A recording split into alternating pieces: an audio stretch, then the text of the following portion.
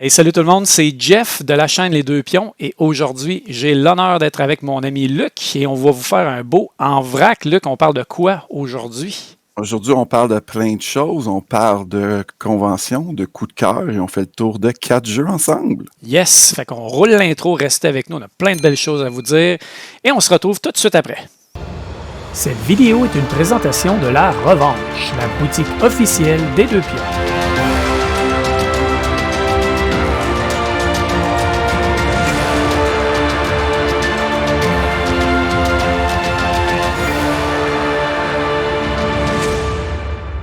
Luc, si on parlait rapidement là, de nos quelques jeux qu'on a joués dernièrement, peut-être même quelques petits coups de cœur, ou des jeux qu'on a hâte de reparler sur la chaîne, tu parlerais de quoi? Qu'est-ce que tu nommerais en premier? Moi, récemment, j'ai beaucoup joué au nouveau Lacerda, Invention. Invention, ouais. C'est une grosse bête, Ouais, comme toutes les Lacerda. comme toutes les Lacerda, mais souvent, le fait que les Lacerda, c'est une grosse bête, c'est que les étapes de chaque action sont très lourdes, mais celui-là, il se digère bien. Les étapes sont toujours écrites sur plusieurs aires de jeu, puis surtout sur le plateau. Fait que je l'apprivoise. Je suis à ma deuxième partie, mais j'ai encore d'autres parties à faire pour bien maîtriser la bête. Mais c'est toujours intéressant. Puis les gens répondent bien à ce jeu-là quand j'ai joué. C'est un bon 3 heures de ce que je peux voir de jeu, certain. Oui. Ouais. Oui, mais c'est moins pire que d'autres Lacerda, là. Complexité 4.69 sur Ouais, BGG, c'est quand même du oh, lourd. ouais. On s'entend, c'est pas du léger. C'est s'assurer de rentrer dans ces jeux-là avec des gens qui vont y aller jusqu'au bout. Mais jusqu'à date, j'ai eu 2 belles expériences. C'est bon. Toi, Jeff, de ton côté, à quoi t'as joué? De mon côté, mes deux jeux du moment, mes deux petits coups de cœur, c'est deux petits jeux. Étonnamment, j'aime bien les gros jeux, les gros euros, mais là, ceux-là, ça a été des succès familiales ou des succès entre amis. Le premier, il est ici en haut de ma tête, il s'appelle Chronologique. C'est la version Paris 1920. C'est un jeu de Johan Levette et Fabien Gridel. Johan Levette, est-ce que tu te souviens ce qu'il a fait? Oui, il a fait Mirmais. Ouais, C'est pas celui-là que tu t'attendais. non, j'avoue. Mais il a oui, fait... si. Là, tu m'as surpris. Pogné, hein? Il a fait Turing Machine. Oui, il a fait Turing C'est Machine. un des auteurs derrière l'engin vraiment extraordinaire de Turing Machine. Et dans Chronologique, on retrouve un petit peu cette mécanique-là de cartes avec des cartes perforées où on peut aller chercher des indices. En gros, Chronologique, c'est un clou avec des indices. On va avec des cartes perforées qui vont nous donner des indices à nous et des indices aux autres joueurs pendant qu'on joue. Puis on va essayer de refaire un petit peu les déplacements des personnages, puis trouver qui a assassiné telle personne, à quel temps dans la soirée et dans quelle pièce. Vraiment intéressant. Il y a une quinzaine de scénarios dans la boîte et comme Turing Machine, tu peux avoir des scénarios à l'infini en ligne. Et ça l'a accroché beaucoup, beaucoup. Ma fille, entre autres, on a fait les scénarios un en arrière de l'autre. Elle ne voulait pas arrêter. Puis elle a même ressorti avec ses amis, sans que j'y demande, imagine. Fait que ça, déjà, c'est toujours bon signe. Ça, c'était mon premier. Le deuxième, c'est Star Wars Bounty Hunter, qui est aussi ici, en haut de ma tête, que j'ai eu la chance d'essayer. Ouais, un jeu de Star Wars. Sincèrement, ça a fait comme un autre jeu de Star Wars. Est-ce qu'on en avait bien besoin?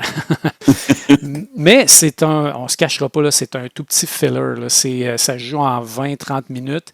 Tu as plusieurs paquets de cartes, puis c'est un draft de cartes. Tu vas aller piocher dans les paquets que tu veux. Puis les paquets, tu vas avoir, mettons, des cibles, des chasseurs de primes, des droïdes, des contrats. Puis tu vas aller piocher pour aller chercher les cartes que tu veux, mais tu vas en choisir seulement une à ton tour que tu vas jouer. Puis après, on va se passer les cartes comme ça. Fait qu'on va toujours rajouter une carte, puis on va avoir le choix de une parmi 5. Puis on va mettre des cibles, on va mettre des bounty hunters, des droïdes pour essayer de capturer nos cibles puis faire des points. Mais il y a certaines cartes qui t'enlèvent des points, ça prend des crédits impériaux. Bref, c'est pas beaucoup plus compliqué que ça, mais ce que j'ai aimé justement, c'est l'accessibilité, la rapidité du jeu. J'ai trouvé ça bien cool. Pour vrai, là, ça a été ces deux jeux là, que j'ai le goût de revenir. Je reviens régulièrement.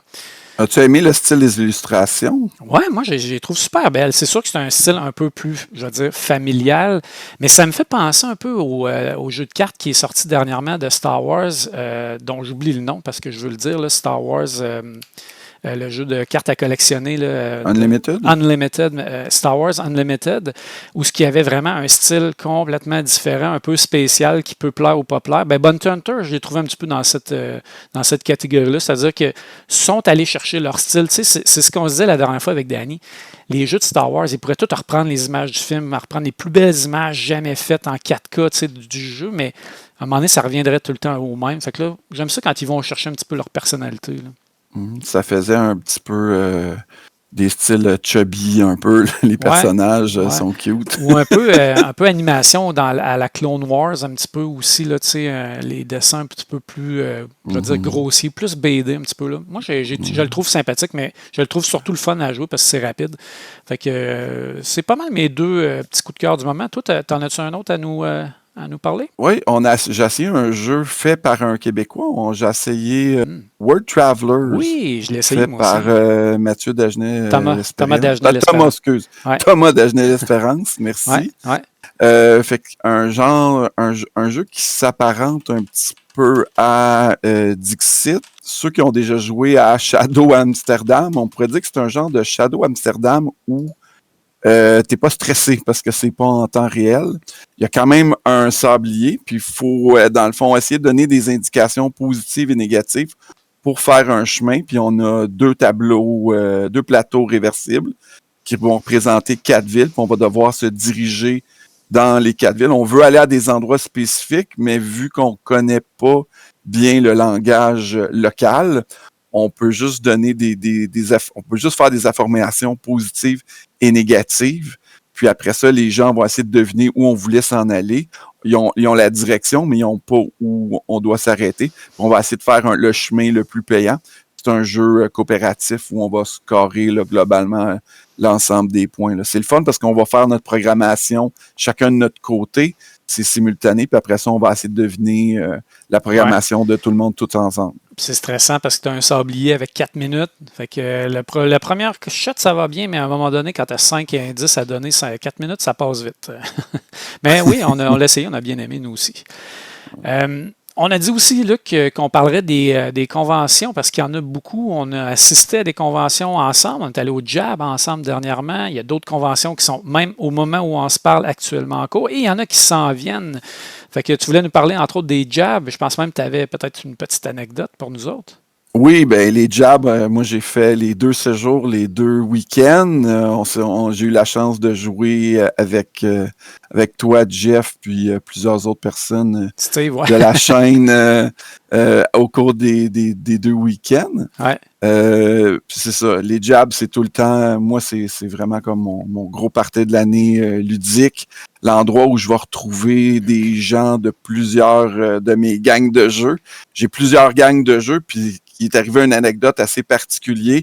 Le dernier samedi, tard dans la nuit, on joue souvent à des plus petits jeux de party, Time's Up, le nouveau Hitster aussi. Ouais. Puis j'étais vraiment particulier d'arriver avec la gang des vieux de la vieille. J'ai des amis de qui viennent beaucoup de la région de Gatineau, Outaouais, qui sont des vieux de la vieille des jabs, parce que ça fait longtemps avec eux que je fais les jabs, avec des nouvelles personnes d'un groupe que je côtoie à Laval, qui s'appelle Partenaires de Jeux Laval, qui sont un peu plus jeunes, puis de voir les chimies de deux groupes qui sont d'âge différents se mélanger, puis avoir du plaisir ensemble à Time's Up, puis réussir à faire devenir des trucs de fou. Puis après ça, on a refait un Hitster, le même groupe mélangé ensemble. Puis là, ça a été une fin épique. Là. Vous savez qu'à Hitster, c'est un jeu où on fait deviner de la musique, puis on doit en deviner 10, ou on doit les placer dans notre ligne du temps. On arrive, moi puis on joue en équipe, moi et mon coéquipier, on travaille fort, on manque rien. L'autre équipe qui nous suit fait la même chose. Il y a on peut utiliser des jetons pour voler des chansons aux autres s'ils ont mal placé dans leur timeline. On va chercher un vol. On était super serré. On arrive à 10 en premier, mais on laisse faire le tour de table. L'autre équipe arrive à 10, on a chacun un jeton, puis là, on finit le tour de table pour essayer d'aller chercher une 11e pour briser l'égalité. On arrive avec une chanson de The Doors. Mon coéquipier, c'est exactement l'année. C'est un fan de The Doors. On arrive, on fait un vol 11. Il reste une équipe à jouer. Ils ont rien de mieux à faire que de tenter de faire un vol. Ils volent, on finit 11-11 égalité. C'était comme une fin épique, là. Ah ouais, c'est hot, ça. C'était fou, là. Ah, Fait que, on a eu bien du plaisir. Ça a été mon coup de cœur du temps des fêtes, Hitster. Pour vrai, là, ça a pogné au bout. Puis ça, de tous les âges ont vraiment trippé là-dessus. J'ai joué avec des couples d'amis quand ils sont venus, puis c'est comme, ah oui, je la connais celle-là, puis c'est super entraînant, les musiques dedans, tout ça, puis tu as 100 ans de musique, fait que tout le monde y trouve son compte. Puis j'ai amené ça à des parties où il y avait des plus jeunes aussi, là, des ados, jeunes adultes, puis on jouait à ça toute la soirée, ils ne sont pas tannés. C'est vraiment un jeu hyper bien, très accessible, puis ça en fait embarquer tout le monde, là, sans exception. Ouais, vraiment, c'est le fun. Fait que ça a été tes jabs. Moi, au jab, j'étais allé juste à la première semaine. J'ai pu jouer avec toi à un des jeux qu'on va parler d'ailleurs aujourd'hui, qui est Heroes of Might and Magic 3, le board game. J'ai essayé d'autres jeux aussi. Ça a été vraiment bien. Puis cette année, au Jab, en plus, il y avait une nouveauté. Il y avait le barbecue. Ça, c'était magique pour vrai, là. Avec mon ami Steve et Joe qui cuisinaient les hot dogs avec Bob aussi. Ça a été les hot dogs, les hamburgers. Ça a été un gros succès cette année. Puis on a eu aussi Martin de la deuxième semaine. Martin, c'était à ton tour, qui a sauté dans l'eau du lac glacé. Il s'est passé plein d'affaires, comme à chaque année au Jab. Toujours le fun, toujours une belle expérience. Puis au moment où on se parle, Luc, il y a le Game Over Saguenay qui se déroule. On n'est pas là. Moi, cette année, malheureusement, je ne pouvais pas parce que je suis en train de préparer les inscriptions pour le Delirium ludique qui vont avoir lieu en juin. Puis comme je pars en voyage, mes fins de semaine sont comptées. Je ne pouvais pas y aller, mais c'est vraiment un bel événement. T'es-tu déjà allé au Game Over Saguenay, Luc? Non, moi, j'ai jamais été. J'ai entendu parler. Oui, ça vaut la peine. Ce qui est intéressant du Game Over Saguenay, qui est différent des autres convention, c'est que tu as un mélange jeux vidéo et jeux de société. Donc, tu as les deux qui mergent ensemble en une seule convention. C'est organisé par, entre autres, Philippe là, Jonca et d'autres personnes. Des super bons organisateurs. C'est vraiment un bel événement. En plus, ça nous permet d'aller visiter le Saguenay. Tu peux coucher au Montagnet. Non, c'est quelque chose de très bien. Je compte bien y retourner l'année prochaine. Sûrement, je n'aurai pas encore un voyage placé dans ce coin-là. Mais c'est un des beaux événements là, de l'année au niveau ludique. Toi, Luc, tu as aussi un événement qui s'en vient, je pense. Oui, c'est ça. Je suis toujours bénévole depuis quelques années aux 12 heures ludiques, moi aussi. qui a lieu à Repentigny. Ouais. Je crois que c'est le 19 mai. 18, je pense, samedi le 18. 18, oui, le samedi dans ce coin-là. Oui, c'est ça. Fait que 18, merci. Ouais. Fait que samedi 18 mai, un 12 heures, toujours une cause pour la sclérose associée en plaques. pour ramasser des fonds. Et on est là. Toi, tu es là comme bénévole, mais moi, Steve, on est là pour les deux pions. Puis il y a même Nicole, Danny qui sont là pour animer aussi. Fait qu'on se retrouve les 5 là à chaque année. Fait que oui, venez nous voir. Ça va nous faire plaisir de jouer avec vous. Si on vous croit. C'est un bel événement. Si vous voulez apprendre des nouveaux jeux, il y a beaucoup de bénévoles qui sont là pour apprendre les jeux sur place. Fait que des fois, des casse-règles. On a des spécialistes. Je pense à Jay Gravel qui est super solide l'année passée. Il a expliqué vraiment beaucoup de jeux. Fait qu'on a des gourous de jeux prêts à vous expliquer ça. Tu as ton événement aussi là, qui s'en vient au mois d'août? Oui, on a annoncé ça récemment. Fait qu'il on a un événement qui s'appelle l'Estival ludique. Fait que 23 au 25 août à la salle Annette Savoie à Deux-Montagnes. Fait que c'est un événement à place limitée. On a comme 60 espaces. C'est toujours plein. Fait que si ça vous intéresse, inscrivez-vous rapidement. Fait qu'on a toujours du plaisir à mon club de Deux-Montagnes de faire ces événements-là. Un hivernal et un estival ludique. On fait deux petits événements par année. Et après ça, au mois de septembre, il va y avoir évidemment le Delirium ludique à Québec, un autre événement quand même d'importance dans la province. Puis j'en profite pour dire que les inscriptions vont avoir lieu à la fin juin, dans la dernière semaine du mois de juin. On est en train de préparer ça. Ça va être encore une fois une grosse édition. L'année passée, on a atteint 600 participants. Cette année, je pense qu'on devrait le dépasser. Les gens n'étaient pas trop sûrs l'année passée. La première semaine, ça aurait l'air de quoi? Finalement, ça a été une super semaine, un peu plus tranquille, mais vraiment agréable pour venir jouer. C'était vraiment parfait. Toi, tu es venu d'ailleurs à la première semaine l'année passée, je pense. Est-ce que tu renouvelles ton format même format, de week-end? Week-end préliminaire, week-end découverte. Fait que le week-end préliminaire, tout ce qu'on coupe dans le fond, c'est l'animation puis quelques tournois. Il y en a quand même des tournois, mais on en fait un petit peu moins. Puis il n'y a pas de salle animée comme à la semaine découverte, le week-end découverte. Mais il y a tout le reste, tous les services sont là. On fait tirer des jeux, il y a les salles de jeux, il y a des repas, il y a les dodos sur place. Puis les gens, je pense qu'ils ont été agréablement surpris par ce week-end-là, qui est un petit peu plus tranquille. Donc, tu viens en gang, tu peux jouer. Donc, c'est vraiment plus focus jeu que animation. Je risque de me retrouver au préliminaire encore pour pouvoir jouer avec les gens qui animent habituellement l'autre week-end. Exactement. Donc, c'est pas mal ce qui fait le tour. Il y a d'autres événements ludiques au Québec. Renseignez-vous. Il y a plein de belles choses qui s'organisent de plus en plus. Donc, c'est toujours agréable que ça soit en ébullition comme ça, la communauté ludique, et qu'il y ait plein de choses un petit peu partout.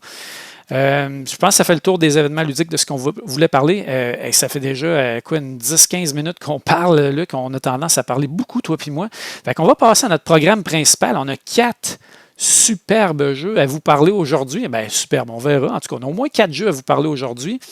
Et on a décidé de commencer ça, Luc, avec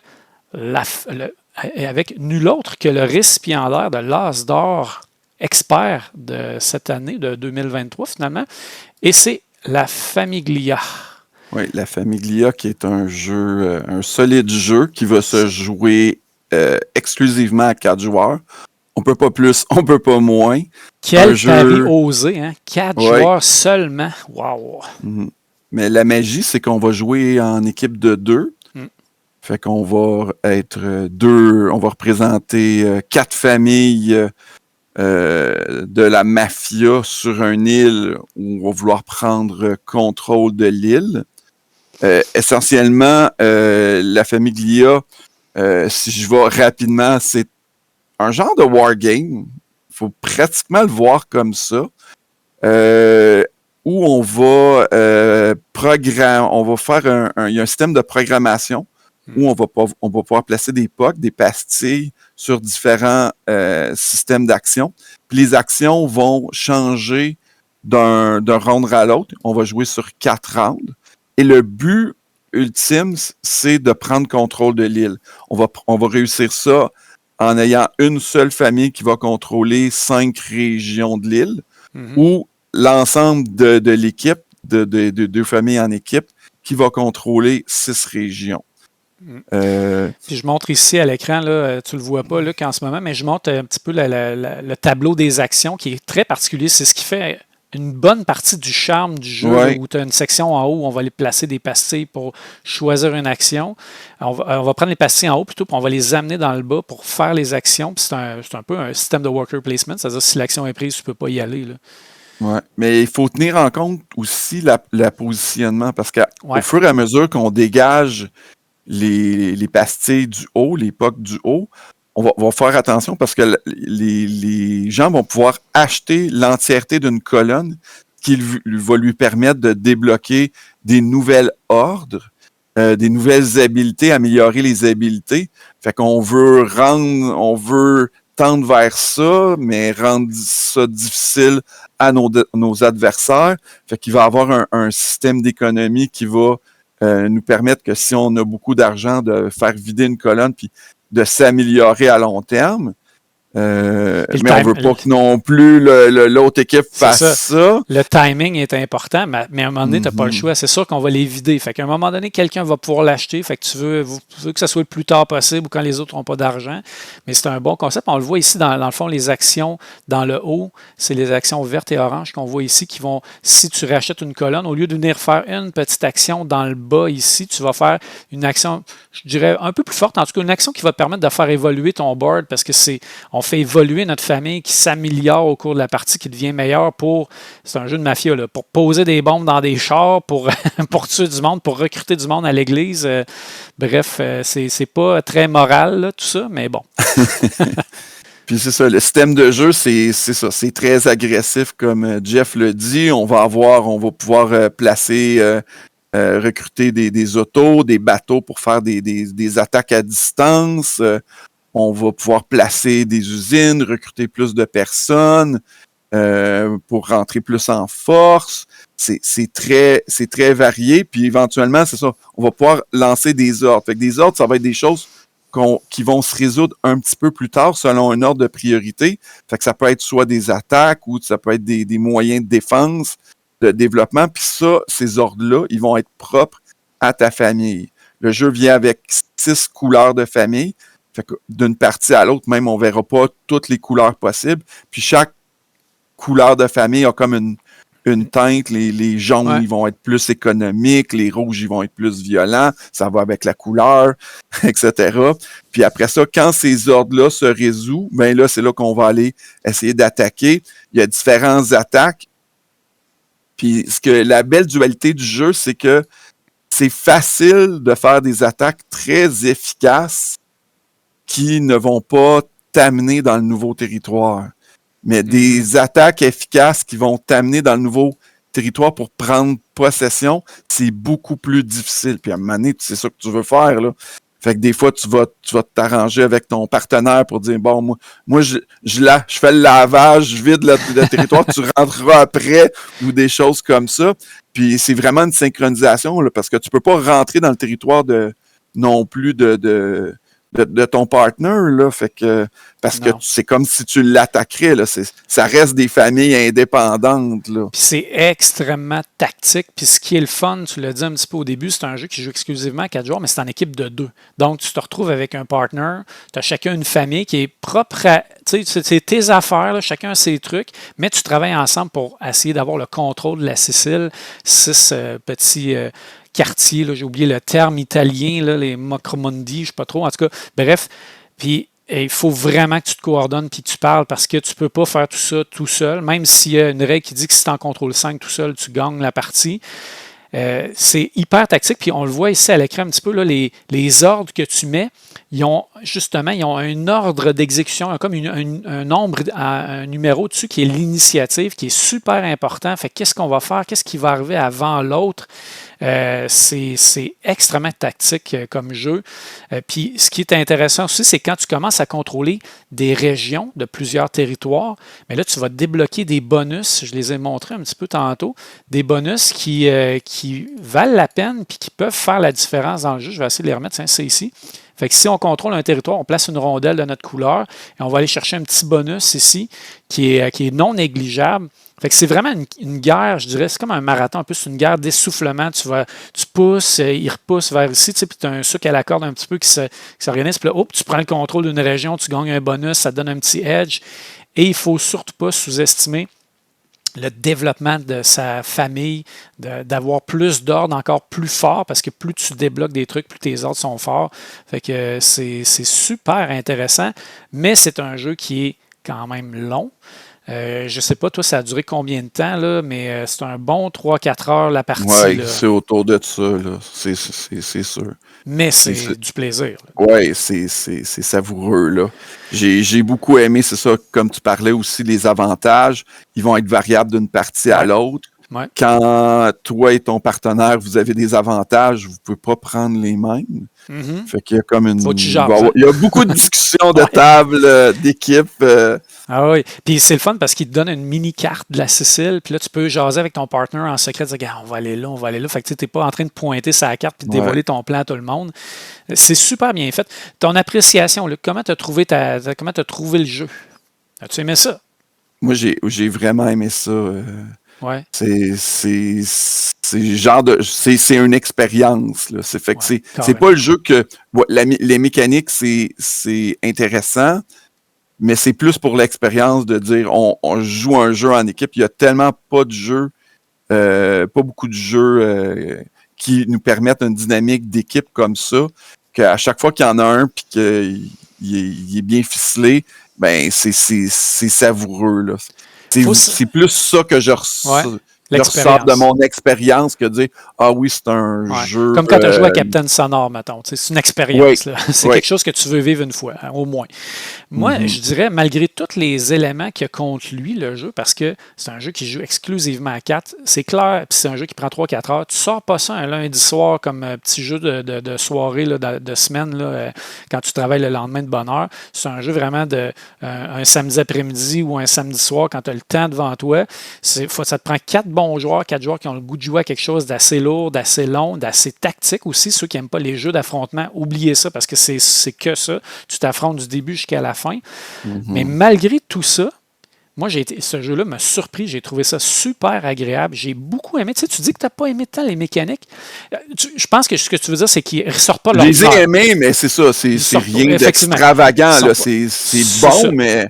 Exactement. C'est pas la première accroche que je vais chercher. J'ai trouvé que tout ça s'enchaînait quand même super bien. Oui. Moi, j'ai beaucoup aimé les tableaux des actions où ce que tu vas chercher les passés puis tu descends en bas. Tu peux même prendre les passés des autres en leur payant des cents, là, des dollars. Je me souviens plus c'est quoi la monnaie.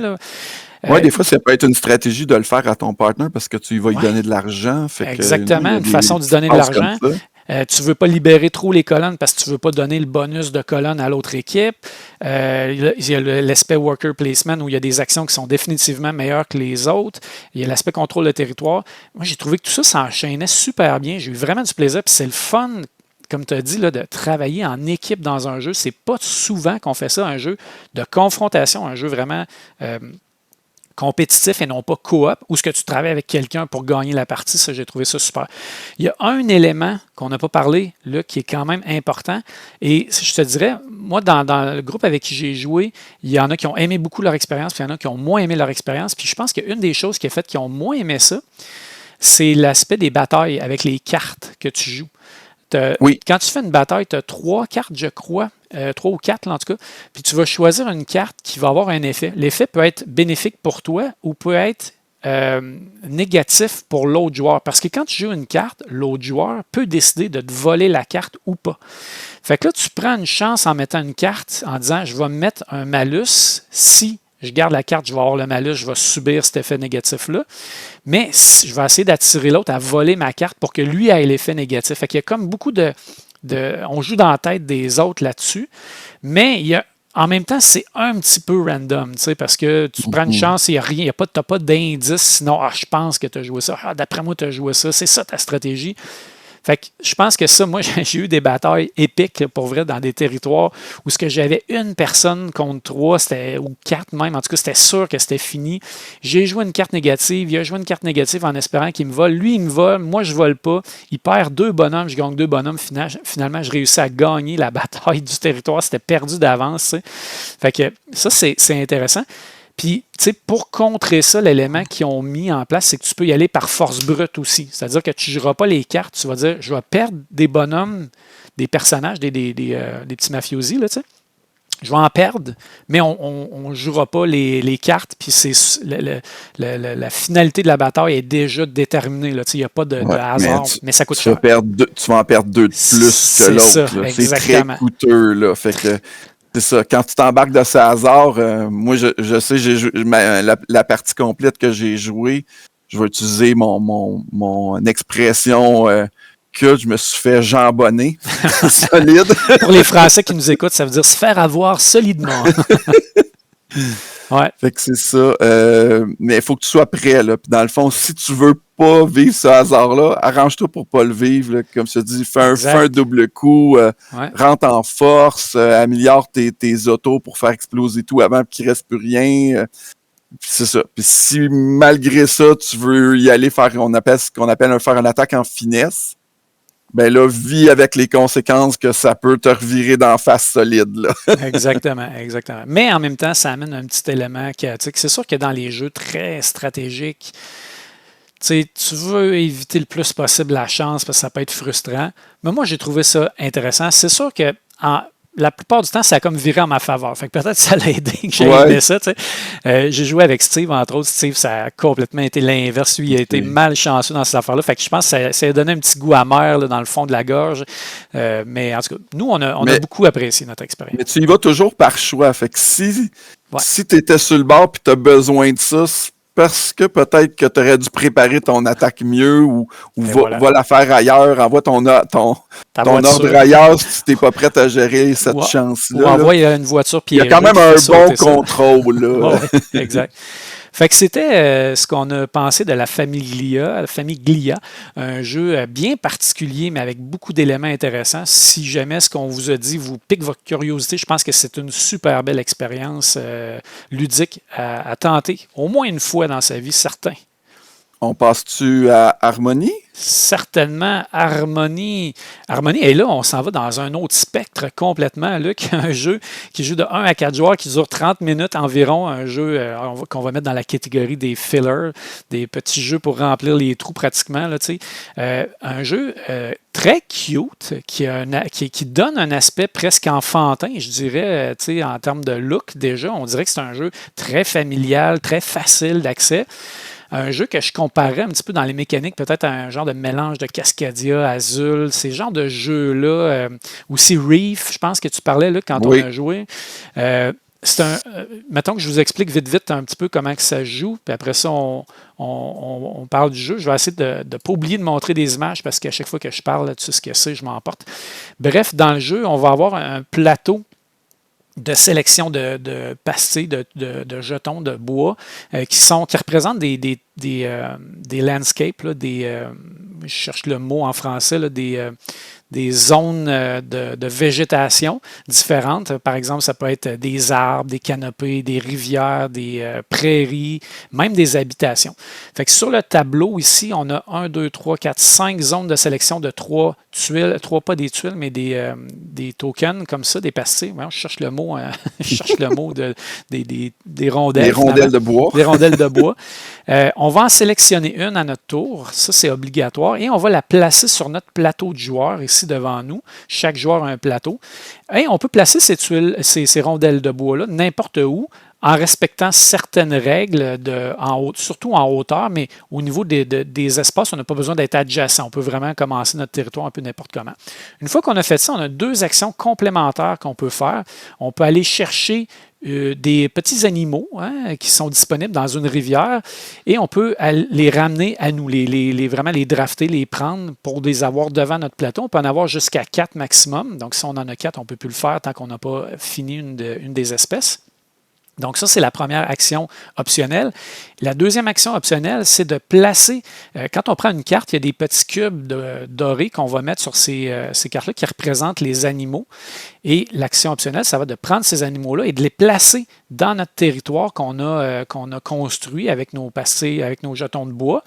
Mais évidemment, il faut respecter les conditions que l'espèce nous demande. Fait que si on voit, par exemple, il y a une espèce de vautour qui demande une prairie et une montagne de 3 de haut, qui va pouvoir nous permettre de mettre une espèce, le petit cube jaune, sur le dessus de la montagne. Et là, on a un vautour dans notre territoire. Et ça va nous donner des points à chaque fois qu'on va placer une espèce.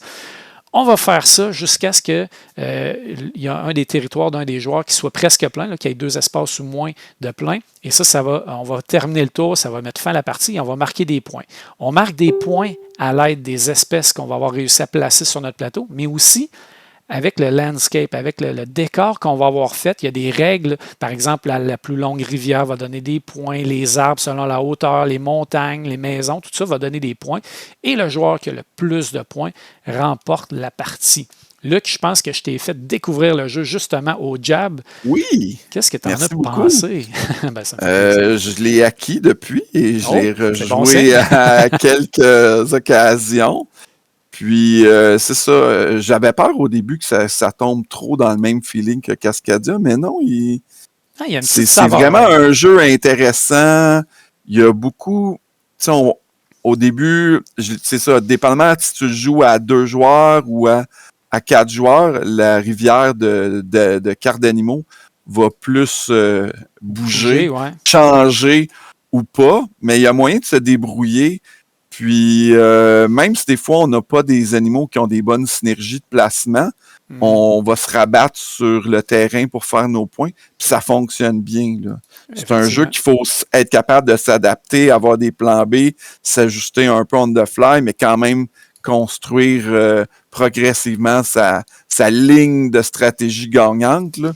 Puis, c'est ça. Puis c'est très rapide, ça dure une demi-heure, puis on en redemande. Puis c'est beau, les illustrations là sont. Oui, magnifique. C'est le fun. Ah, je vais prendre mes grenouilles, je vais placer mes jets bleus. Fait que. Puis moi, je dirais une chose, détrompez-vous, le jeu est un petit peu plus complexe que ce qui en a l'air, un peu plus tinky. Il y a beaucoup, justement, tu l'as dit, je pense que tu as dit le mot-clé, là, ce que tu cherches à avoir dans ton territoire avec tes créatures, que tu vas faire venir tes animaux, c'est de la synergie. Puis ça, c'est super important. Si tu as des animaux qui travaillent à peu près sur les mêmes territoires, mais qui ne se placent pas sur les mêmes couleurs, puis que tu es capable de répéter ce pattern-là plusieurs fois, tu vas être capable de faire des combos. J'ai vu des combos des fois de personnes qui ont placé 5-6 animaux d'un coup. Parce que tu ne peux pas en placer sur les mêmes, on le voit là, ici dans l'image, chaque cube a vraiment une place unique, mais des fois quand tu places ton territoire vraiment comme il faut, en plaçant un jeton de bois, hop, tout d'un coup ça trouve comme 3-4 possibilités, puis là tu places tes créatures, il y a vraiment une possibilité de combo, mais c'est quand même assez tinky. Tu regardes tes affaires, tu places tes trucs comme il faut, puis le territoire n'est pas si grand que ça, hein, Luc, fait qu'il faut vraiment que tu maximises ton espace, là. Tu ne feras pas ce que tu veux.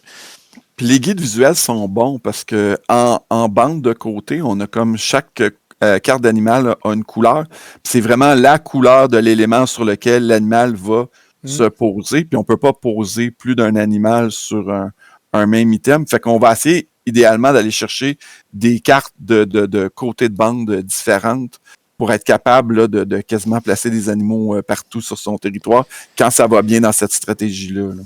Et le jeu est quand même légèrement modulable, ce qui donne une bonne rejouabilité. Déjà, de base, il y a une excellente rejouabilité, à mon avis, mais tu as aussi des esprits qui peuvent venir modifier un petit peu la façon de scorer certains éléments de terrain, que je n'ai pas encore essayé. Je ne sais pas, tu en parleras si tu les as essayés. Non, pas encore. Non plus. Je suis intrigué. Tu as deux côtés de plateau aussi, avec une façon alternative de scorer tes rondelles d'eau. Oui, effectivement. Au lieu d'avoir des rivières, là, tu fais comme des îles un peu. Tu formes des îles avec tes pastilles de bois, tes jetons de bois. Donc, c'est un jeu vraiment, moi, qui m'a surpris sincèrement. La première fois qu'on m'a fait le pitch de ce jeu-là, je me suis dit, un autre jeu de ce genre-là, on dirait que ça ne me tentait pas tant que ça. Puis quand je l'ai essayé, j'ai été surpris par justement le niveau de complexité qui se cache derrière ça. La rapidité, l'efficacité, puis le jeu, il est beau, il est le fun. Puis en tout cas, j'ai pas eu une seule personne à date qui a été déçue que je jouais à ce jeu-là. Vraiment un jeu qui, tant qu'à moi, là, Cascadia, ça a été un énorme coup de cœur. J'ai adoré ce jeu-là, justement par sa simplicité, sa rapidité, son efficacité. Pour moi, Harmony vient le rejoindre au sommet de ce genre de jeu-là là, assez rapidement. Voilà. La clé de ces jeux-là, c'est vraiment... La prémisse est simple. C'est pas compliqué. Puis c'est ça, il y a de la profondeur. Là. Comme tu dis, justement, on l'a à l'écran. C'est toujours payant, ces jeux-là. C'est ça, tu sais, les jeux, ce qu'ils appellent les jeux 1, 2, 3, là, tu es capable d'expliquer ça en 3 étapes. 1, prends des tuiles, 2, prends des animaux, 3, place un animal. T'sais. Fait que c'est les jeux 1, 2, 3. Il y en a beaucoup des jeux comme ça, puis ça se vend bien. À chaque fois, on a un peu peur que ça se répète, mais quand ils réussissent à arriver avec une twist différente, avec quelque chose d'unique, puis avec quelque chose vraiment qui vient chercher autant les nouveaux joueurs que les gamers, comme nous autres, Luc, là, on prend du jeu solide là, sans problème. Là. Ben ça paye, c'est le fun. Fait que c'était Harmony, un jeu, je pense qu'on recommande sans hésiter, hein, Luc? Oui, pratiquement tout le monde. Oui, exactement. Et là, on va poursuivre avec, on repart encore dans un autre spectre complètement, un jeu pour les nostalgiques comme toi puis moi, les vieux de la vieille. Et c'est Heroes of Might and Magic 3 de Board Game. Oui, c'est un jeu qui origine d'un jeu vidéo mythique, classique, qui m'a... Et que oui, j'en ai passé des heures devant ce jeu. Tellement. Des nuits blanches. Et on n'est pas seul. Fait que on a essayé de reprendre ce jeu vidéo-là. Ouais. Où la prémisse, dans le fond, c'est qu'on va être un ou plusieurs héros à se promener sur une carte. On va partir d'un château. Le château, c'est des châteaux de créatures fantastiques qu'on va développer.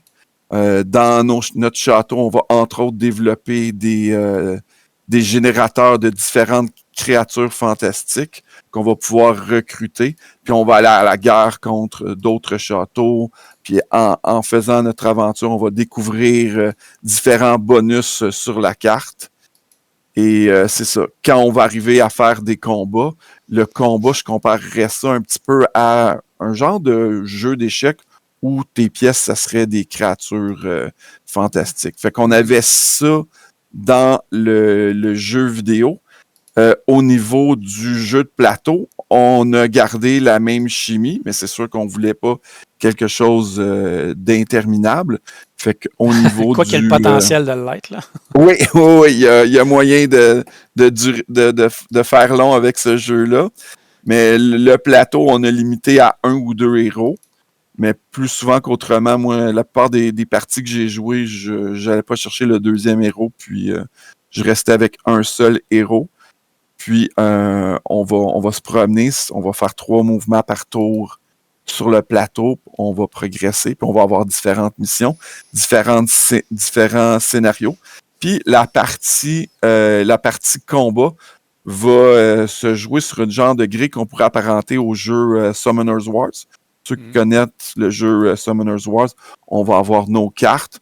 Puis les combats vont se faire, il y en a beaucoup. On va en avoir en moyenne 1 par tour de joueur. Mais un combat, ça va durer 2-3 minutes, même pas.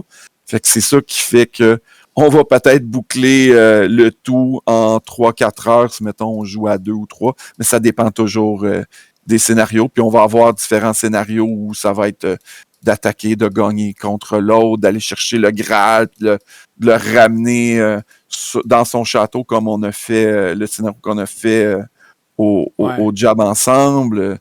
Il peut y avoir des scénarios coopératifs où on va devoir aller vider l'antre du dragon de tous les monstres qui sont possibles, qui vont sortir de là, fait que de coopérer pour vider l'antre du dragon. Et tu peux, Luc, moduler le jeu à ta guise. Tu peux le faire durer plus court, beaucoup plus long, voire interminable. Tu peux décider de faire des batailles de ce style-là ou de ce style-là. Tu peux décider de faire une partie d'exploration. Ou même, je pense, tu parlais, là, on ne l'a pas essayé, mais tu as un mode où ce que tu vas simuler tout le bout, où ce que tu explores la map, puis tu vas faire juste les batailles avec des figurines. Oui, il y a un deuxième mode du jeu, puis j'ai partagé ce mode-là avec notre ami Danny de la chaîne. On a fait un Battleground, fait qu'au lieu de jouer ce que je vous ai expliqué précédemment, on va faire comme un genre de draft qui va simuler l'aventure qu'on aurait à découvrir la carte. Puis, par la suite, avec les créatures résultantes que ce draft-là va nous avoir donné, on va faire un combat. Et le combat va se faire un petit peu sur une grille un petit peu similaire à celle du jeu vidéo avec des hexagones. Puis ça va être un combat beaucoup plus long que le combat en format carte. Fait que moi, j'aime vraiment les deux modes. Le deuxième mode avec le Battleground, la partie va durer à peu près 1h30, 2 heures. Mais on peut jouer pratiquement qu'à 2 dans ce mode-là. Tandis que l'autre version va durer, c'est ça dépend des scénarios. Ça va être de 2 à 4 heures. Puis c'est ça. Et tu peux, si tu as une journée à perdre, tu peux décider de faire les deux dans le même. Ou oui, si tu joues l'exploration et les batailles avec les figurines. Là.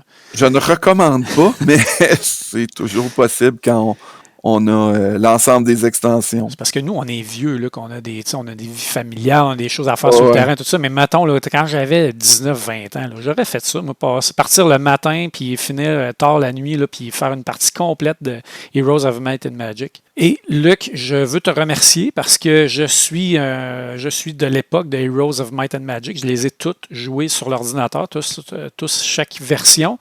J'ai très nostalgique aussi. J'avais le goût de l'essayer, mais en même temps, c'était un gros Kickstarter avec beaucoup de stock. Je m'étais pas laissé tenter, contrairement à toi, mais tu m'as permis de l'essayer et je dois avouer que j'ai beaucoup apprécié mon expérience. Je vais te donner mon avis, tu nous donneras le tien par la suite. Je vais donner mon avis de joueur qui n'a pas lu les règles, rien, mais je suis arrivé un petit peu là-dedans avec bon, ben c'est quoi, montre-moi ça, puis on va vivre l'expérience. J'ai été agréablement surpris par le volet justement nostalgique où on retrouve vraiment tous les éléments du jeu. Là, moi, j'avais pris les Necromancers, j'avais toutes les mêmes créatures qu'on peut faire, tous les mêmes bâtiments qu'on peut faire parce qu'il y a beaucoup d'upgrades. Hein, comme dans le jeu, là, tu vas améliorer ton village ou ta ville avec les bâtiments qui vont te permettre de recruter des créatures plus fortes. Tu vas pouvoir rendre tes créatures élites aussi pour qu'ils soient plus résistants. Tout ce volet, le volet exploration, tu vas découvrir des mines pour gagner de l'argent, tu vas découvrir des trésors, tout ça, c'est vraiment bien. J'ai aimé l'aspect aussi des cartes d'action. C'est avec ça un peu que tu vas pouvoir te donner des petits boosts, des aides pendant le jeu. Les batailles aussi, j'ai trouvé que c'était quand même assez simple, mais assez tactique. Là. Nous, on l'a fait avec les cartes et non pas avec les figurines. Mais j'ai trouvé que c'était agréable. Puis il y avait quand même une bonne réflexion à faire là-dessus. J'ai eu beaucoup de plaisir. Ça a été une game quand même assez cool qu'on a eu. D'ailleurs, Luc, tu t'en allais pas mal vers la victoire. Nous, il fallait aller chercher un artefact au centre puis la ramener dans notre ville. J'ai réussi pour prendre ton expression, Luc, à te jambonner juste avant que tu arrives. On a fait une bataille épique, toi et moi. J'ai réussi à gagner, tu as fui dans ton château. Et là, je suis allé chercher l'artefact. Puis là, c'était drôle parce que les deux autres personnes, Steve et toi, vous me couriez après pour m'empêcher de revenir. Moi, j'avais une mécanique où mon deck, je cyclais pratiquement dans un tour complet. Fait que là, j'essayais de gagner de la vitesse pour aller te rechercher, mais Puis, tu nous as fait un sort de téléportation au bon moment. juste au bon moment avant qu'on puisse t'agripper le collet. Là. Ah non, ça a été vraiment le fun, mais il faut avoir du temps. Je te dirais, le point négatif du jeu que j'ai trouvé, c'est que c'est vraiment long entre les tours, puis tu n'as rien à faire en attendant. Oui, tu peux upgrader tes affaires puis acheter, mais ça te prend 2 minutes. Puis après ça, tu attends que les autres joueurs, puis ton tour, là, forcément, était quand même assez long parce que tu avais vraiment une bonne mécanique où tu cyclais tout ton deck. Fait que là, tu pigeais, tu défaussais, tu repigeais, tu défaussais. Bref, c'est assez long. Moi, j'ai l'impression, puis là, tu vas pouvoir répondre, mais j'ai l'impression que ce jeu-là doit être vraiment optimal à 2 joueurs parce que là, c'est back and forth, un contre l'autre. Puis, c'est ça. Nous, on l'a joué à 3, c'est peut-être le scénario où tu sens le plus le downtime. Là. Quand tu vas jouer à 2 ou à 4, tu vas jouer 2 équipes de 2. Ben, tu fais ton tour en simultané, les gens, fait qu'au moins, t'es comme tu regardes un tour, puis il y a beaucoup d'actions que tu peux faire pendant le tour des autres. Toute ta gestion de château, ton recrutement, tu peux le faire dans le tour des autres, aller acheter des nouveaux sorts, puis c'est ça. Il est un petit peu plus long. C'est un jeu que les gens qui ont développé ce jeu-là, il y avait le souci de pas laisser aucun élément de côté qui venait du jeu vidéo, mais il fallait pas que ça soit aussi long. Le gros pot de colle qui fait que ça marche, c'est toute la partie deck building puis la simplification que quand on améliore une unité, on fait juste la flipper de barre puis version améliorée. C'est ça, tout ce qui est les habiletés, les skills, les sorts, les artefacts, c'est tout mis dans le système de deck building qui fonctionne très bien puis qui incite aussi à jouer parce que dans le fond, si on a vidé ta main au début du prochain tour, tu vas remplir ta main. Fait que tu veux brûler, tu veux utiliser à tous les tours tout ce que tu peux utiliser dans ton tour, là. C'est ça qui fait que c'est bon. Mais ça reste quand même encore un peu long. Fait que faut être prête à ça quand on embarque dans une partie standard de ce jeu-là. Exact. Merci de m'avoir fait découvrir le jeu. J'ai vraiment aimé ça. Prochaine fois qu'on joue, Luc, j'aimerais découvrir le mode bataille avec les figurines. Donc, juste faire ce mode-là pour voir un petit peu ce que ça a l'air. Mais c'est clair que si vous êtes nostalgique du jeu, puis ça, je suis toujours méfiant des jeux. Les jeux qui arrivent puis qui misent sur la nostalgie des joueurs, c'est toujours un peu épeurant. Est-ce qu'ils misent juste là-dessus ou ils ont vraiment un bon jeu en arrière de ça, un bon système? Je pense que celui-là atteint la cible à mon point de vue. Si vous aimez le genre, vous n'avez pas peur des jeux longs, vous allez retrouver tout ce que vous aimez de Heroes of Might and Magic en board game. Tu l'as dit, ils n'ont rien laissé de côté. Puis d'après moi, tu dois avoir à peu près 6 boîtes de jeux. Là. C'est énorme là, comme matériel, là, c'est fou. Oui, il y a beaucoup de choses, mais ceux qui veulent, mettons, juste acheter le jeu de base vient avec 3 factions, puis c'est correct, là. Il n'est pas encore en vente en boutique, mais éventuellement, il sera. Mais il y a moyen d'avoir du plaisir avec que le matériel de base. Yes, c'est ce qu'on a pensé de Heroes of Might and Magic 3, de Board Game. Belle expérience, bien aimée. Si vous êtes nostalgique, ça vaut la peine de chercher quelqu'un qui l'a si vous ne l'avez pas pour l'essayer. Puis quand il sortira en boutique, qui sait, peut-être ça va vous attirer. Et c'est ce qui nous amène à notre dernier jeu de la journée, le jeu qu'on a surnommé affectueusement au jab Patoff, Path of Civilization. Donc, les vieux de la vieille comme toi et moi savent c'est qui Patoff, hein, un vieux clown qui faisait peur aux enfants.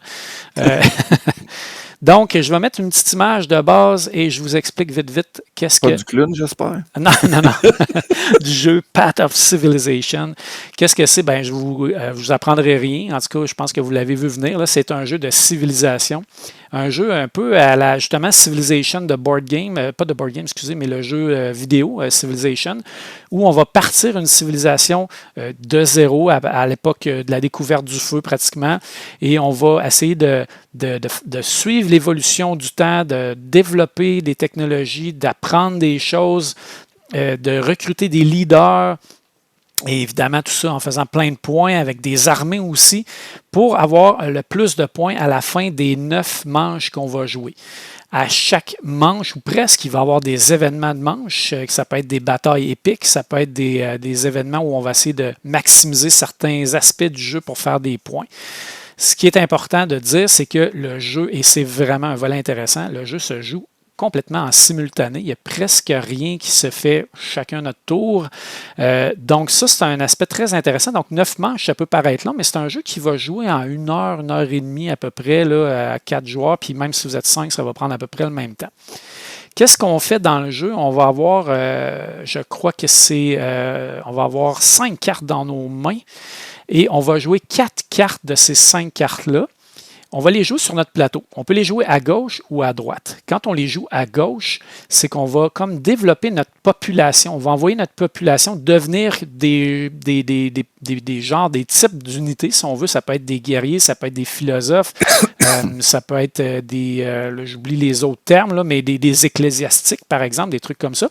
On va les former à devenir ce genre de personnes-là pour pouvoir les utiliser plus tard. Et si on joue nos cartes à droite, on a 2 espaces à droite aussi sur notre plateau personnel, eh bien là, on va apprendre des nouvelles technologies. On va développer vraiment notre civilisation en termes de nouvelles percées scientifiques, nouvelles technologies. Et on va gagner des nouvelles cartes grâce à ça. On va monter sur des pistes de recherche qu'on voit juste ici. On va monter dans différentes sphères nos pistes de recherche et c'est ce qui va nous permettre d'aller récupérer des nouvelles technologies.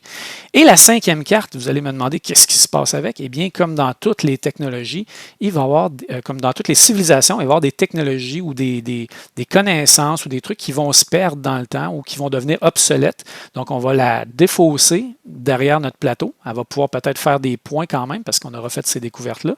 Mais on va la perdre. Donc, il y a une très bonne réflexion en partant de comment on va jouer nos cartes. Est-ce qu'on veut des cubes? Est-ce qu'on veut monter sur nos tracks de recherche? Et qu'est-ce qu'on va envoyer? Qu'est-ce qu'on va défausser pour cette manche-là qu'on ne pourra plus utiliser de la partie? Une fois qu'on a fait ça, on va aller utiliser nos personnages qu'on est allé mettre. Ça devient des cubes, donc on a des cubes de notre couleur. Ici, on voit là qu'il y a des plateaux de couleurs différents, rouge, gris, mauve, jaune et bleu. On va mettre des cubes là-dedans. Chaque joueur va aller mettre des cubes là et ça va devenir, par exemple, des guerriers qu'on va pouvoir former pour la guerre.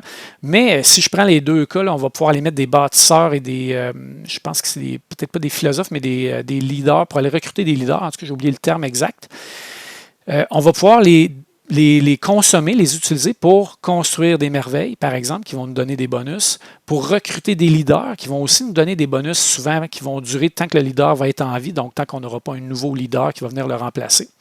On va avoir aussi des ecclésiastiques qui vont nous permettre de progresser dans une piste de spiritualité. De spiritualité, exactement, qui va nous donner aussi des avantages, des points de fin de partie.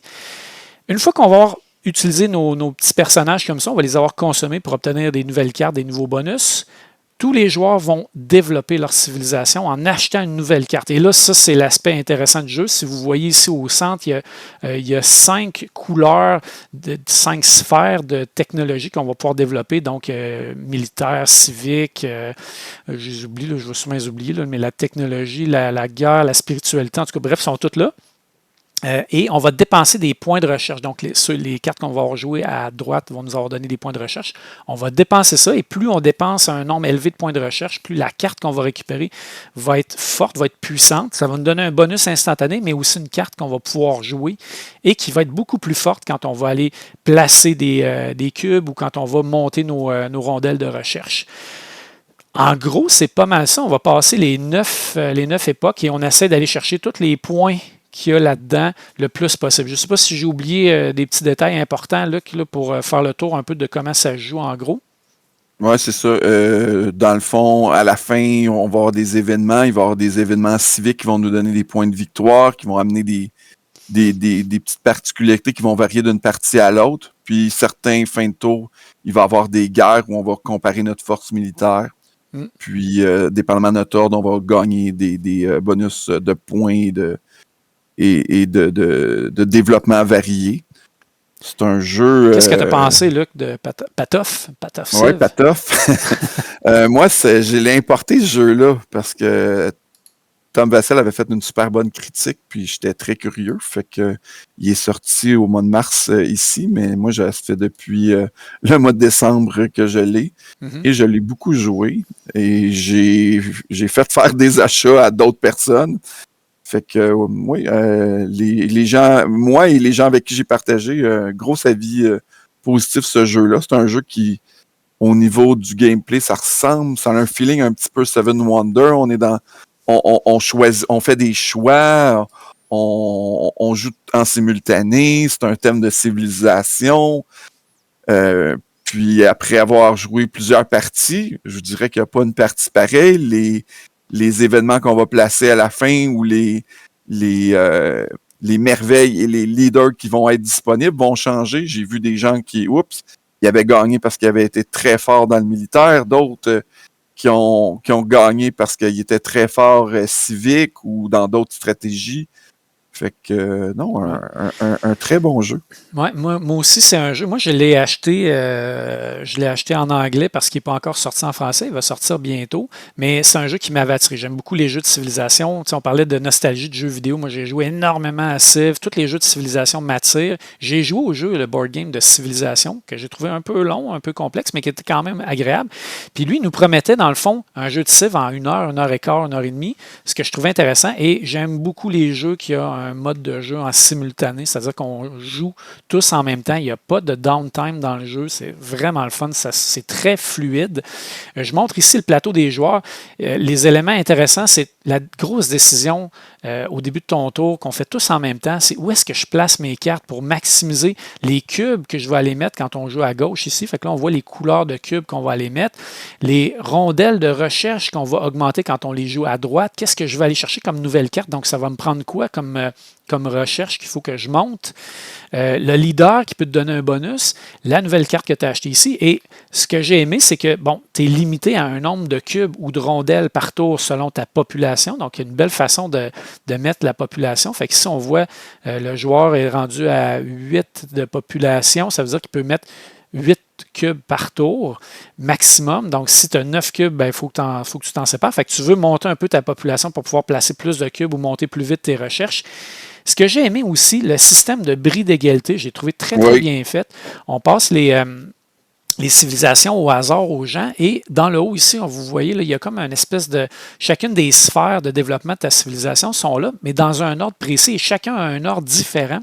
Ce qui fait que quand on a des égalités, ce qui arrive quand même assez régulièrement, admettons qu'on est deux, toi et moi, là, qu'on veut construire, par exemple, le Colisée de Rome en même temps, la merveille, on a tous les cubes, on a tout ce qu'il faut, on est en même temps. Le Colisée de Rome, admettons qui est, je sais pas moi, qui est vert, et moi, vert, c'est mon premier bris d'égalité, toi, c'est ton troisième, c'est moi qui vais le construire avant toi, il va falloir que tu prennes tes cubes et que tu ailles faire autre chose. J'ai trouvé ça efficace et rapide. Tu sais, des fois, c'est long un peu, tu gosses un petit peu. Non, là, c'est simple. Non, le mécanisme, qui a le droit de faire quoi en premier pour aller chercher Les merveilles, les leaders, c'est super clair. Puis c'est affiché sur le haut du plateau. Fait que là, des fois, tu vas te dire, ah ben, Ouais. non, finalement, Puis tu as un... je vais y voler. Ouais, oups. Fait que Et, ça permet une certaine interaction dans le jeu, parce qu'on joue un peu chacun de notre barre, mais ouais. ça, on a de l'interaction. Puis au niveau des guerres aussi, on va avoir de l'interaction aussi. Là. Oui, c'est ça. Puis, tu sais, il y a des bonnes prises de décision. Tu as un bon sentiment d'évolution dans le jeu où ce que tes cartes deviennent vraiment plus fortes, deviennent meilleures. Puis, c'est un bon casse-tête de décider, je les joue-tu à gauche, à droite. Puis, ça fait souvent mal quand tu dis, ah, ben là, je vais être obligé de jeter une carte, je vais acheter celle-là parce que là, j'en ai pas besoin. Puis, je te dirais même, à la limite, il faut faire attention aux cartes qu'on jette parce que tu peux te faire avoir puis jeter une carte qui te donnait tel type de recherche. Puis là, oups, t'es un peu dans la misère parce que t'es plus capable de faire monter cette recherche-là. Tu ne pourras pas aller acheter des cartes de cette valeur-là, de cette couleur-là plutôt. L'alignement des 5 couleurs, c'est comme ça forme comme un cercle. Fait que quand tu vas chercher des cartes d'une couleur, ils vont améliorer technologiquement les deux couleurs voisines sur ce cercle-là. Fait que c'est pas en allant chercher du bleu que tu vas t'améliorer dans le bleu, tu vas améliorer les deux couleurs à côté. Ça va être avec d'autres technologies que tu vas améliorer du bleu. Fait que tu peux tout le temps t'adapter. Là, ça enlève le fait que tu dois faire un focus dans une seule couleur. Tu n'as pas le choix de yoyoter un petit peu entre deux couleurs au minimum. Fait que tu n'as pas de recette miracle où tu mets tous tes œufs dans le même panier puis tout va bien. Non, faut alterner, s'ajuster. Exact. Et les batailles, c'est super simple. Dans le fond, tu vas avoir deux valeurs qui vont s'additionner. Tu vas avoir ta valeur de base de force et tu vas avoir des unités militaires qui vont être transformées obligatoirement à chaque tour, à chaque bataille plutôt, qui vont te donner 2 points de force chacun. On essaie d'être le premier sur la piste. On la voit ici. Donc, le plus haut va gagner le premier bonus, le deuxième, ainsi de suite. Donc, si tu te retrouves à la queue, tu n'auras rien. Et il y a aussi un petit barbare j'appelle le barbare, un joueur neutre, là, le rouge ici, qui va monter sur l'échelle de valeur, puis qui peut venir voler une place au joueur. Fait qu'on veut essayer d'être meilleur que lui pour aller chercher un bonus avant lui. Donc, c'est très, très simplifié. Hein? C'est un jeu de civilisation simple et rapide, efficace. Moi, j'ai beaucoup aimé mon expérience. En fait, ça l'a fait exactement ce que je m'attendais du jeu. C'est-à-dire que ça a été rapide, efficace, et j'ai l'impression vraiment de développer une civilisation. Et le jeu aussi est assez varié pour me donner un feeling un peu différent à chaque fois de ce que je peux faire. Ce que je me demande au fil des parties, est-ce qu'on va avoir tendance à souvent avoir un petit peu le même chemin de développement des cartes, acheter les cartes un petit peu dans le même ordre pour essayer de maximiser? C'est quelque chose qu'il va falloir voir là, à force de jouer. Là, que tu as joué peut-être plus de parties que moi. Je ne sais pas si tu as eu l'impression vraiment que tu t'es plus adapté à ce qui se passait que d'aller tout le temps à la même place. Peut-être avec les cartes jaunes, là, les objectifs de fin de manche, ça t'oblige un petit peu à essayer des choses différentes à chaque fois. Oui, c'est ça. Dans le fond, tu vas essayer tout le temps d'aller chercher des couleurs de cartes qui vont scorer dans le futur puis qui n'ont pas fini de scorer dans le passé. Fait que ça te forme un chemin pour, dans le fond, aller chercher tout le temps un petit peu plus de points à chaque acquisition que tu vas chercher. Fait que tu vas un peu orienter ton acquisition là, de leader puis de merveille aussi par rapport à ça. Là. Puis comme les événements jaunes de dernière manche, qui sont très, très, très, très payants. Des fois, tu peux commencer à focusser dès le début de ta partie là-dessus, aller chercher beaucoup de cartes d'une certaine couleur. Là. Fait que, mais tout peut marcher. Là. Et en terminant, là, qu'il faut absolument parler peut-être d'une petite polémique qu'il y a eu autour du jeu et de certains jeux à venir probablement aussi. On le voit ici dans Board Game Geek, là, les dessins ont été faits par l'AI, hein, par l'intelligence artificielle, ce qui explique un petit peu la cote du jeu qui pourrait, à mon avis, être plus élevée, mais je pense qu'il y a des gens, on le voit là, dans les notes, les gens sont un peu fâchés de ça, de l'utilisation du AI, je ne sais pas. Nous, ça ne nous a pas empêché d'acheter le jeu, on n'a peut-être pas de morale, je ne sais pas, mais le jeu en tant que tel est excellent, mais oui, c'est des dessins qui ont été faits par AI, redessinés par des artistes, selon les auteurs. Oui, c'était s'il y a un bouc émissaire pour frapper sur l'utilisation de l'AI dans les jeux vidéo, c'est sûr que ce jeu-là, il s'est affiché ouvertement. Moi, ce que j'en pense, c'est au moins il y a eu la décence de ne pas nous le cacher, puis d'être franc. Puis j'ai beaucoup vu, écouter de reportages. Il y a eu des séances aussi à Cannes où ils se sont présentés devant des panels d'artistes. C'est sûr qu'ils reçoivent des tomates puis tout ça, mais à quelque part, ce sont des précurseurs. On a comme une certaine évolution à faire. Les artistes, je pense, qui ont à éventuellement évoluer vers ce genre d'outillage. Avant, il y avait des crayons, là, ils ont des ordinateurs. Là, ils vont avoir l'AI. C'est sûr qu'on n'est pas là non plus pour créditer l'AI qui est mal utilisé, qui sert à des choses malsaines ou qui va utiliser des sources sans aller chercher les droits de ces sources-là. C'est pas ça qu'on veut faire, mais je pense que ça ouvre une nouvelle voie, puis anyway, c'est pas nous qui va arrêter cette voie-là. Je pense qu'elle va être arpentée, puis la compagnie Repos ont quand même arpenté là, ce terrain-là de façon intéressante. Là. Ce que j'ai aimé, c'est justement qu'ils disent ils ont utilisé l'AI pour générer leur graphique, mais il y a des graphistes ou des artistes qui sont passés un peu en arrière pour ajuster, corriger selon leurs besoins. Est-ce que c'est la voie de l'avenir? Difficile à dire. Est-ce qu'on le cautionne? Pas vraiment, mais en même temps, c'est difficile d'arrêter l'évolution dans la vie. Hein. Tu l'as dit, là, à un moment donné, les ordinateurs sont apparus, puis ça a aidé les artistes déjà à faire les couleurs. Ah, ben, les artistes des années 50 pourraient chialer ces artistes qui font leurs couleurs dans Photoshop, tu sais, aujourd'hui.